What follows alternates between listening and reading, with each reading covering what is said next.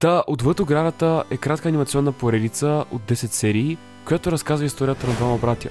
По-големият Уърт и малкият му брат Грег.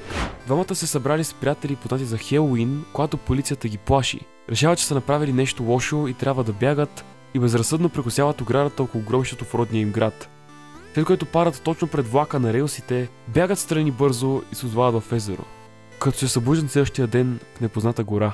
Една непозната гора, която се оказва, че не е само гора, а цял непознат свят, наречен именно Непознатото. В началото попадат един самотен човек в изоставена мелница, дърварят, който обяснява мрачно и потайно за света около тях и ги съветва да се пазят от някой или нещо, наречено звярат, който обитава тези гори.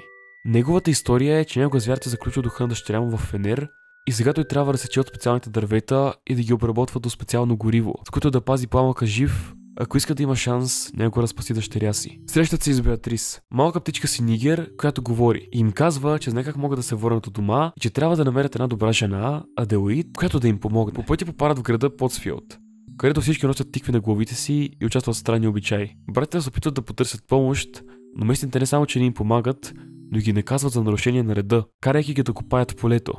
Не имат много време да осъзнаят, че тиквените обитатели всъщност са мъртъвци. Скелети, възкръснали и направени част от племето. И Уърт и Грег всъщност копаят собствените си гробове. Успяват да избягат и да се спасят, но вече добре знаят, че това място, в което са озовали, не е безобидно. Заедно с Беатрис бързат по пътя си към милата Аделаид, където пътуват заедно с един селянин с каруца, който ги оставя пред местната кръчма. Какво се случва в кръчмата обаче не е толкова важно. Там виждаме група хора, които са си лепнали специфични етикети и са изгубени в илюзията, че са намерили смисъл на живота си. Като в реалност е точно обратното. Но няма значение. Важното тук е, че управителката на кръчмата казва на Уърт, че този, който носи фенера, той е звяра. Така братята се обръщат срещу дърваря и започват да възприемат него като злодея, който се опитал да ги манипулира преди малко. В следващия епизод лъжат странно объркан самотен мъж с огромно имение, че са негови племенници, за да им даде 2 жълтици. И ги получават, но малкият Грег ги хвърля в дълбок фонтан. Просто защото е малък и глупав.